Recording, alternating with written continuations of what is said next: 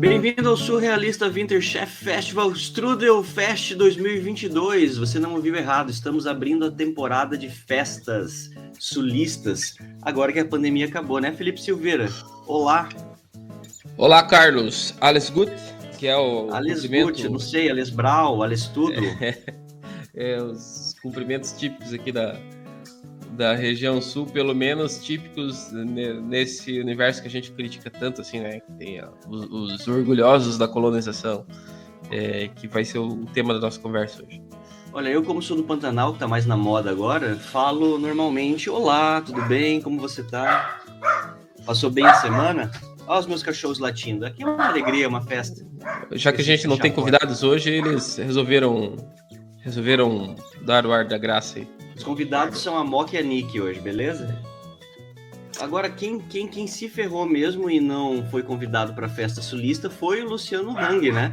Que desistiu da candidatura ao Senado. Vamos já abrir o programa falando disso? Vamos fazer um comentário breve sobre o cenário eleitoral aí, que o mês de março ele é muito agitado, né? O mês de março é um mês de definições na política, porque como as eleições são, pela regra, as eleições são no primeiro final de semana de outubro. Então, e também pela regra, 6 meses antes, tem algumas definições importantes ali, tanto o prazo de desincompatibilização quanto de troca de partidos, né? A janela partidária também ocorre a janela partidária é 1 mês antes, 6 meses antes da eleição. Então, isso tudo coincide no mês de março, né? Então, foi um mês muito agitado. E uma das principais novelas foi justamente a filiação de Luciano Hang e o anúncio da sua candidatura, que acabou não ocorrendo, né? Falando em festa ali, em ficar de fora da festa. Nesse caso, o Luciano Hang foi um anfitrião ruim, né? Porque ele era uma peça-chave, uma peça muito importante de uma chapa bolsonarista. E como o nosso ouvinte já sabe, ele não quis, né? Na última hora ele não quis, e aí essa chapa também não se concretizou e tal, e a eleição catarinense vai tomar outro rumo, né? A eleição catarinense e os rumos do país também, porque seria muito provável que o Luciano Hang se elegesse, e o fato dele não se candidatar é uma das maiores vitórias para o povo brasileiro, né? Porque ele não vai estar lá. Então acho que a contribuição aí do sul do país foi não ter sido tão atrativo a Luciano Hang dessa vez. A Hang Fest foi cancelada, graças a Deus, né? Mas você acha que foi ele que se retirou? Vamos aderir a alguma teoria da conspiração aqui, ou ele foi retirado? Eu acho que ele alegou motivos pessoais, né, relacionados à saúde da família e tal. Eu acho que isso pode ser verdade, mas eu acho principalmente que ele tremeu na base, assim, e acho que isso foi uma contribuição do povo catarinense, que não deu mais de 50% para ele nas pesquisas. O Luciano Hang, ele liderava as pesquisas, mas ele tinha uma rejeição enorme. Então, ele olhando essas pesquisas com uma aprovação boa, mas com rejeição, ele deve ter observado aí que a eleição não seria tão fácil. Então, e ele, né, como quase todo mundo, mas ele um pouquinho mais gosta de ser bajulado, eu acho que ele olhou esse cenário aí e percebeu que talvez não desse para ele. Então a mascote das eleições catarinenses vai ser o Mário Mota mesmo, né? A mascotinha. De figura popular, assim, né, que o povo já conhece de antemão, acho que é o Mário Mota mesmo, mas o Mário Mota não vai ao Senado, né? O Mário Mota vai disputar um cargo no parlamento estadual. Parlamento estadual. Vamos falar das festas, então? Vamos, você gosta das festinhas? principal. Você é catarinense, né? Como bom catarinense, gosta das festinhas. Qual que é a sua festa preferida? De nome estranho. Olha, eu, na verdade, não é que eu goste, né? Eu gosto que elas existam, mas eu não tenho a minha festa preferida, assim, Acho que talvez o meu nome preferido seja Marejada, porque é o nome que eu consigo falar. E, né, que são, porque todas as outras, antigamente também existia a FenaChope e tal, mas todas as outras são muito difíceis de escrever, de falar, de principalmente o desafio, onde vai o CAD Oktoberfest, né? Podia ser aquele meme, né? Onde vai tal letra em tal palavra. O Oktober, pela popularidade, acabou sendo uma festa que todo mundo mais ou menos sabe escrever, mas eu acho que bastante gente erraria se recebesse esse desafio. Assim, mas só respondendo ali a tua pergunta, tu fez uma enquete, né, pelo nosso perfil do Surrealista, e eu votei lá que sim, que eu gosto das festinhas, mas eu não sou um habitual frequentador, assim, mas eu gosto que elas existam e gostaria de frequentar mais, inclusive, assim, mas acho que a gente pode também discutir, né, algumas das coisas e características dessas festas. Antes eu quero saber a tua opinião sobre elas. Olha, assim, eu acho que o legal de toda tradição é quando você é incluído nelas. Quando você é excluído delas, daí não é legal. E já para começar, linguisticamente já é uma exclusão, né? Porque, meu Deus, que difícil. Eu peguei aqui algumas festas que eu, como sul-mato-grossense, não sei pronunciar ou aprendi a pronunciar. Vamos lá. A que eu acho mais esquisita de todas é a Schützenfest. Essa é fácil, né? Se escreve com U e aquela treminha lá, o Schützenfest, mas se fala Schützenfest, acertei, né? Que Mas é a não é com festa dos X, né? atiradores. Não sei, aqui Schützenfest. somos dois leigos falando aqui. Os dois Se leigos tiver em algum alemão professor de falando, alemão né? depois que ouve a gente, É, fala lá, coloca lá se a gente acertou ou não. e- Mas essas festas, essa Schützenfest, ela começou lá no Vale do Itapocu, em 1906, e ela seleciona, escolhe o rei e a rainha do tiro. É uma coisa muito estranha, porque tem uma mascote, uma mascotona lá, que é uma coisa infantil, mas que tem uma espingarda. Eu acho muito estranho. É lá em Jaraguá do Sul essa festa.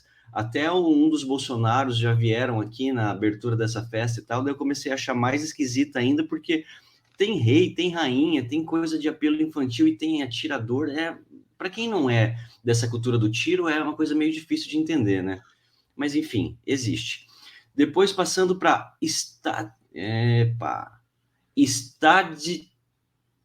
Stadtplatzfest, que é a festa lá de Guabiruba, que encerra o calendário das atividades em comemoração aos anos do município. Piorando a situação, vem a Weihnachtsmarkt, que é o mercado de Natal. Deve estar tudo errado isso aí, que é lá em Ibirama. E vai piorando. Depois tem a Wurstfest, que é a festa da linguiça, que acontece lá em Palmitos. E tem a principal, a mais difícil, a mais estranha, escalafobética de todas, que é a Wintermietsfremfassenplatz, que é em São Bento do Sul, aqui perto de Joinville, onde a gente grava. Vou tentar de novo. Winter Stammtisch Amplatz, que significa, em bom português, encontro de assíduos de inverno na praça. Olha que olha só. romântico esse negócio. Ela acontece em Ô, junho lá na Praça Getúlio Vargas. E tá. por aí vai. Gente, ninguém vai São as mais famosas. precisar né, procurar no Google aí só pela pronúncia, a gente vai escrever o nome dessas, nos nossos agregadores ali, a gente vai escrever o nome dessas festas aí, para Meu quem Deus, tiver é mais muito interesse, porque a difícil gente isso, é sabe muito que difícil isso. é impossível pela pronúncia a gente acertar isso, né? Ou procurar uma Mas festa típica. você sabe, exatamente. Você sabe que eu fiz uma ampla pesquisa, né, das festas na região sul. Eu vi que tu ficou animadíssimo com a geografia estadual aqui. Fiquei. Eu achei uma em São Bento do Sul também, que chama Retretas do Verão. Olha só. Retretas do Verão. O que você acha que é isso?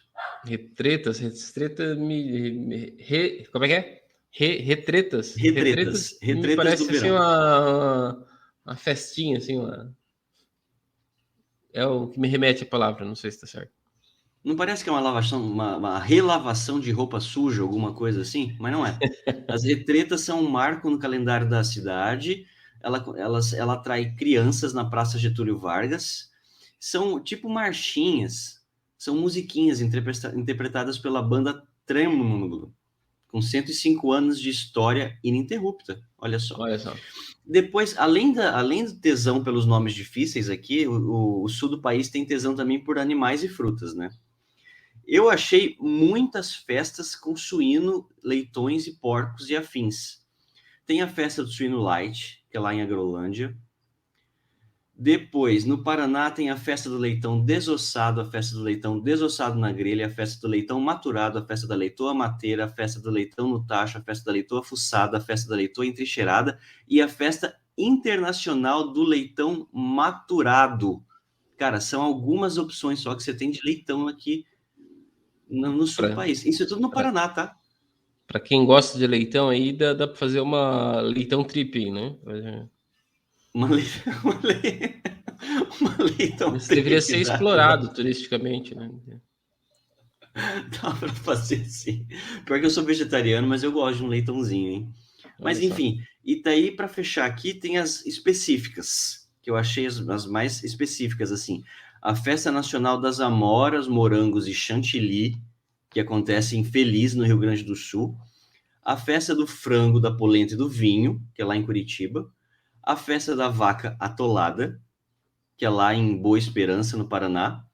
A Festa do Pêssego e do Ovo, que é a Araucária, no Paraná também, que é uma coisa que não combina, mas enfim, é sobremesa e, né?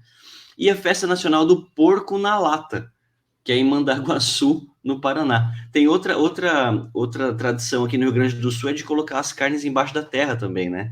Eu Olha acho uma só. coisa estranhíssima. Mas Por que tu enfim, acha estranho? Porque fica com não gosto de sei, terra, não fica legal? botar um bicho embaixo da terra e botar fogo, não parece uma coisa meio medieval? Não, claro, com certeza tem um pouco desse aspecto extremamente rústico, né? Algumas observações aí, enquanto estava falando. Uma delas é que as cidades, tanto catarinenses quanto do interior do Paraná, tem esses nomes aí que são ou super indígenas, né? Ibirama, Guabiroba, Guabiriba, sei lá como é o nome da cidade. O São Bento do Sul, o super português, né? Ou nomes indígenas ou nomes portugueses. E nas cidades que Jaraguá é um nome indígena, né? Então essa é só uma curiosidade, assim, como isso fala também muito da formação do país, né? Das cidades e tal. As pessoas, conversando com as pessoas, a gente nota que a gente sabe muito pouco da influência indígena, tanto no idioma quanto nos nossos hábitos, na nossa culinária e tal, né? Então, e o quanto isso está presente nos nomes que a gente vê no dia a dia, né? Mas isso, uma curiosidade assim, e eu acho que esse é um aspecto a se discutir dessas festas, né? Que até tu falou, quando eu não sou parte disso, quando isso me exclui de alguma forma, às vezes não é legal. Mas eu acho que o que a gente tem que observar nisso é que essas festas são na verdade, uma confluência de culturas que existe no Brasil, né, e que existe no sul do Brasil, e que realmente, né, por que eu defendo? Porque, assim, a, a colonização, ela não é uma coisa força. Claro, a colonização foi forçada, mas, assim, as tradições oriundas dessa colonização europeia não são assim algo que não é do Brasil. Não, elas são componentes do Brasil, da formação do Brasil, da cultura brasileira e que estão presentes aqui no Sul, né? Então acho que o desafio do nosso podcast, inclusive, é como a gente trata melhor isso para que isso não seja um motivo de xenofobia ou que não seja um estímulo, né? Esse orgulho da colonização europeia que a gente vê aqui no Sul, que é um fator que vai nos irritando, que vai nos revoltando aqui, quando eles dizem o povo alemão tem a tradição trabalhadora, então como se os outros povos não tivessem, ou É chato isso, né? Isso é a né? coisa Ou mais coisas chata aqui parecidas. da região sul, A gente vê muito essa isso, coisa. inclusive em discursos públicos, assim, inclusive, e muitas vezes pessoas que nem pensam isso acabam sendo contaminadas com esse discurso. Então, gente que vem de fora para fazer um discurso político, por exemplo, e acaba reproduzindo esse discurso porque entende que isso dialoga com essa população daqui, né? Então, acho que quando eu digo que eu gosto, quando a gente se propõe a fazer um podcast sobre isso, é como a gente trabalha melhor a nossa relação com o local e como o local, como a tradição local também pode se localizar melhor e pode se relacionar melhor com o Brasil também. E aí, falando um pouquinho disso, eu acho que tem a ver também um pouco dessa formação, assim, dos nomes esquisitos e tal. Eu acho que isso tem tudo a ver com a formação desses municípios, né? Então, às vezes, a festa do leitão lá, a gente vai fazer uma festa popular aqui, o prefeito fala, como é que a gente vai fazer uma festa popular aqui? Um dá um porco, um dá alguém prepara um prato lá, outro prepara um prato aqui, e eu acho que essas festas se formaram muito naturalmente no interior das comunidades. Essas festas nasceram do jeito que aquelas comunidades eram, do jeito que aquelas comunidades vinham se desenvolvendo, né? A gente tem que saber que tanto Santa Catarina, Paraná e Rio Grande do Sul foram muitas e muitas, muitas pequenas cidadezinhas que tinham ali suas próprias comunidades, a sua própria maneira de existir ali, esse era um tipo de confraternização que se tinha, né? Então, acho que às vezes a gente fica um pouco com preconceito em relação a essas festas, como se elas fossem só artificiais. E eu acho que não, acho que essas festas elas têm algo muito genuíno, elas têm algo muito natural na sua existência. Que aí, de fato, não, aqui a gente vai preparar aqui a tainha aqui recheada, o outro faz a tainha assada, e daí aí se criou a festa da tainha.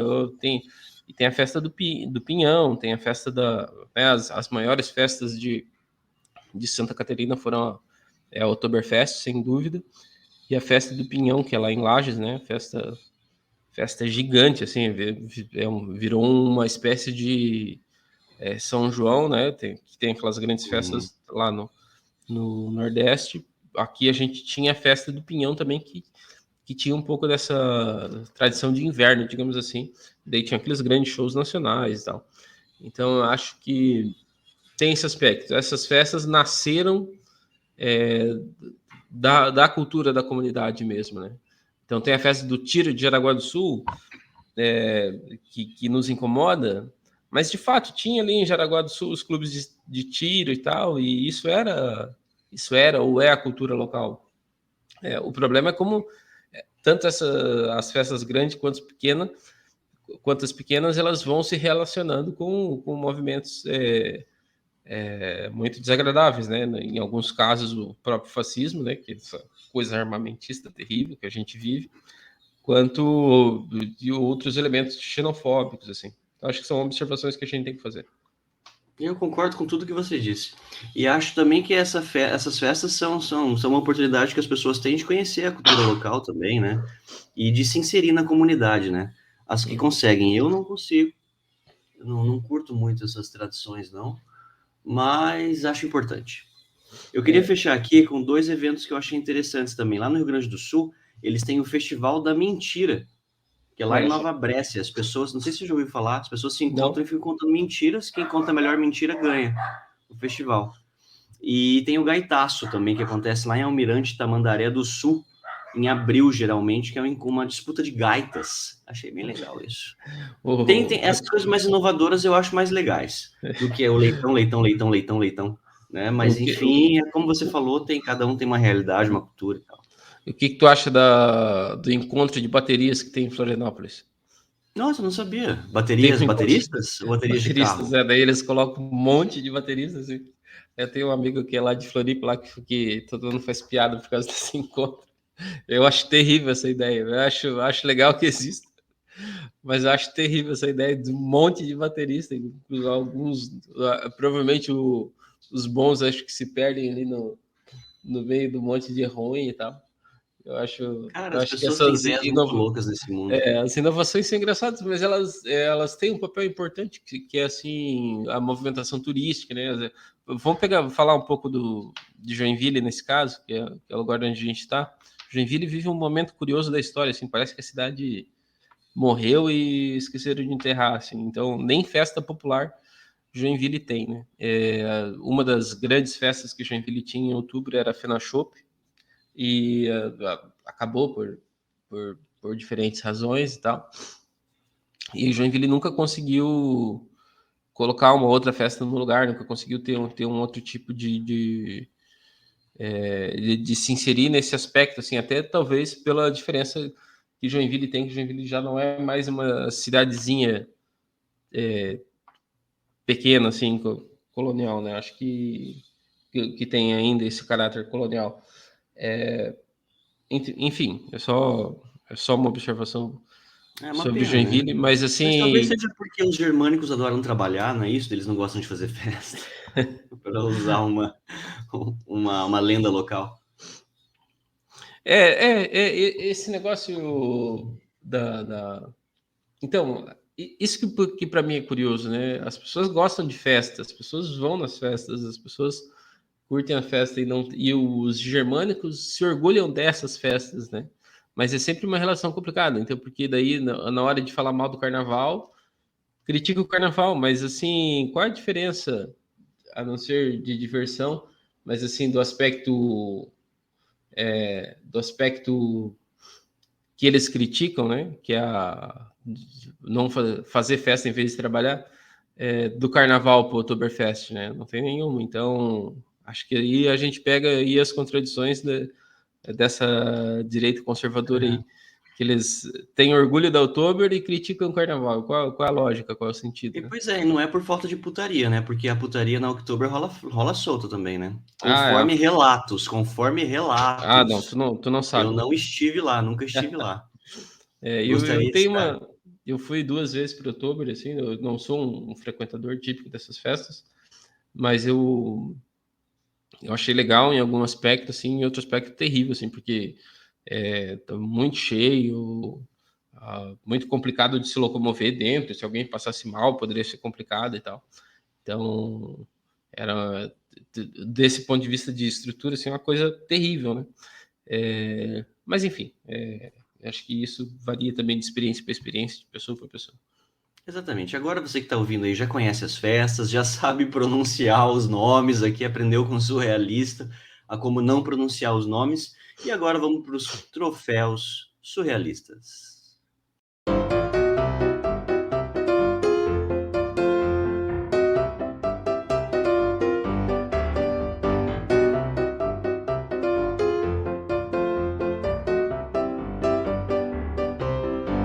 Felipe, seu troféu surrealista vai para quem?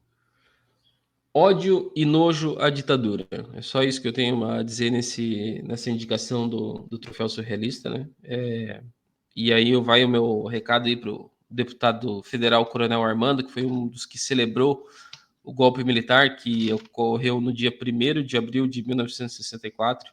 É uma narrativa, a ideia de que foi no dia 31 que acabou ganhando em corações e mentes, é uma articulação dos militares para não dizer que ocorreu no dia da mentira, né? Mas a análise mais concreta ali, a movimentação começou na madrugada de 31, na madrugada de 31 para 1º, e aí o golpe foi executado no dia 1º, que é o dia da mentira, que é a principal característica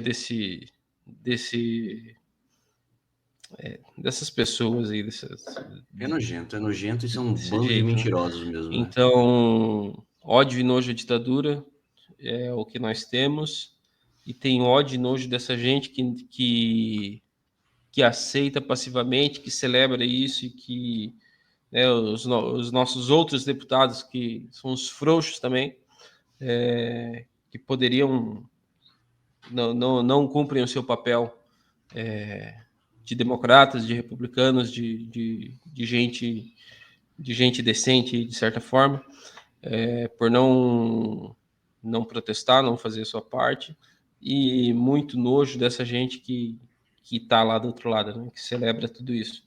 Então, o Coronel Armando aí, que é o parlamentar militar local aqui, a gente fica para ele, mas é para todo mundo aí, que todo mundo, todo esse monte de bosta aí. Muito bem dado esse troféu, viu? Troféu do ano mesmo, você tinha razão. O meu Eu troféu tinha vai feito um pro prenúncio, né? surrealista. Eu tinha feito um Muito prenúncio que bom. ia ser bom. O meu troféu também divido com você esse troféu aí. Vou dar um outro troféu para a Prefeitura de Bagé, lá no Rio Grande do Sul, que encerrou uma exposição antecipadamente lá, porque tinha uma foto do fotógrafo Diego Vieira Lopes que tinha lá, fazia uma alusão como que falar, como que eu falo? Fazia uma alusão à vacinação mal feita do governo federal no início, e tinha uma placa de fora Bolsonaro. E eles disseram que isso não era uma manifestação artística, era uma manifestação política. E encerraram a exposição. Então a Prefeitura de Bagé, prestando esse serviço aí para a arte bagelense, não sei como que fala, ao encerrar essa exposição antecipadamente. Meu troféu vai para eles. Bem Achei dado um também, absurdo. gente patética que não, além de não compreender né, os aspectos da arte e tal, que a arte é política, né? Além de não ter essa compreensão, querem se fazer de bobo, às vezes têm a compreensão, mas querem se fazer de bobo, querem agradar gente nojenta aí, um bando de idiota. Bando. Hoje o programa tá recheado disso. Mas agora, uma pessoa legal que tá de volta aqui com a gente é o Alexandre Conversani, dos Meus Caros Reais, nosso quadro aqui sobre economia doméstica. Ele vai falar para a gente hoje rapidamente como que ele faz para ensinar os filhos a lidarem com dinheiro. Vamos lá, ouvir o Alexandre, a gente já volta para os encerramentos. Eu deveria ter ouvido isso na minha infância.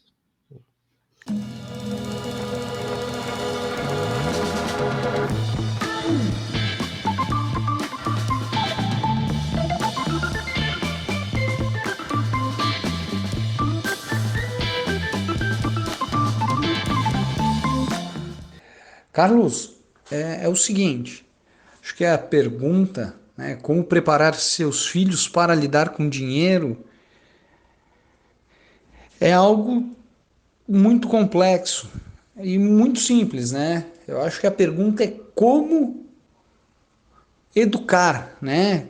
Como preparar seus filhos, como educar em geral. E eu acho que, em primeiro lugar, você só pode ensinar algo que você sabe. Então, se você não tem a educação financeira, você tem que procurar se instruir. Você tem que aprender a mexer com dinheiro. Então, você tem que entender um pouquinho de investimento, você tem que entender como poupar, como fazer compras, economia doméstica, principalmente, e mostrar para ele na prática. Por quê? Criança aprende por imitação, como todo animal. Ela vai imitar o teu comportamento. Se você tem o hábito de gastar, de não poupar, de não investir, ela vai ter exatamente os mesmos hábitos, né? Ela vai fazer exatamente a mesma coisa. Se você está sempre endividado, provavelmente teu filho também vai estar endividado. Então você tem que mostrar que controla os gastos, você tem que dizer, pode, não pode. E aí eu acho que vem a questão de mostrar uma diferença muito básica, que é a diferença de querer e de necessidade. A gente pode querer muitas coisas, mas a gente não necessita de todas essas coisas que a gente quer. Então, de vez em quando, sim, eu quero isso, tá bom. Mas você precisa disso, você necessita disso. Então, isso é um negócio que na infância eu acho que é interessante mostrar. Outra coisa que eu acho interessante, que pode ser feito, é aquele negócio da mesada, semanada, ó, você tem esse dinheiro, o que você quer comprar? Você quer comprar isso, você quer comprar aquilo? Beleza, quando acabar, acabou. E deu. Não tem o que fazer, tá? Acabou o dinheiro. E daí colocar eles para contribuir também. Então, por exemplo, ah, pai, eu quero comer fora hoje. Ah, legal. Que restaurante que você quer? Eu quero ir nesse restaurante ou naquele. Ah, legal, filho. Só que assim, nesse restaurante aí ele é caro, né? E o papai não tem verba nesse mês ou nessa semana para esse restaurante. Você quer ir lá, você tem que pagar um pouquinho. Você quer ir? Quero. E daí ele vai começar a participar disso. Então, quer um videogame? Vamos juntar dinheiro. Quer uma boneca? Vamos juntar dinheiro. E daí mostrar que, eventualmente, pai, eu quero um picolé. Ou eu quero comprar algo, né, no impulso. Tá, mas não esquece que você tem um objetivo maior. E com isso a gente vai expandindo para a questão de juros compostos, né? Olha, filho, se você deixar esse dinheiro guardado, ele vai render tanto. Então o dinheiro produz mais dinheiro. E mostrar para eles, você deixou esse dinheirinho guardado, você tinha tanto, agora você tem tanto. Claro, isso é um próximo passo, né? Também trabalhar com orçamento, que é importante, isso pode ser aprendido até na escola, mas vem na linha da mesada, da semanada. Deixar eles pagarem as contas. Vai lá, filha, paga essa conta, vê o troco, paga lá no cartão. E dizer que é impressionante, né, hoje em dia, né, a questão do cartão de crédito, né, porque a gente paga tudo no cartão de crédito. E daí, antes era mais fácil, você tinha o dinheiro na carteira, acabou, acabou. Hoje, com cartão de crédito, você tem que mostrar que isso tem limite, que não é só passar o cartão de crédito. Né? Com a minha filha eu já escutei. Ah, pai, é só passar o cartão de crédito. Não, o cartão de crédito está gastando dinheiro também. Né?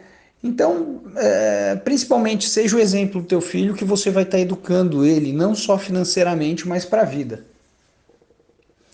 E mostrar que o que precisa é diferente daquilo que se quer, né? Tentar controlar um pouquinho esse consumismo, esse ímpeto que nasce com a criança de querer tudo, né?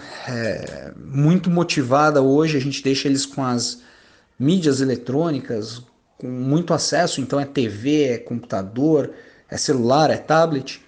Em tudo isso tem propaganda com mensagem subliminar, né, de colocar em você uma necessidade que você não tem. Então, se nós sofremos essa necessidade, né, tem cara que tem 10 calça jeans, 30 sapatos, usa uma ou duas e deixa o resto mofando no armário. Né? Daí o cara engorda, não pode mais usar, ou emagrece e já não serve mais. Então, essas coisas que nós adultos fazemos, eles vão imitar. Então, mostrar que a gente não precisa de muito para ser feliz. Né?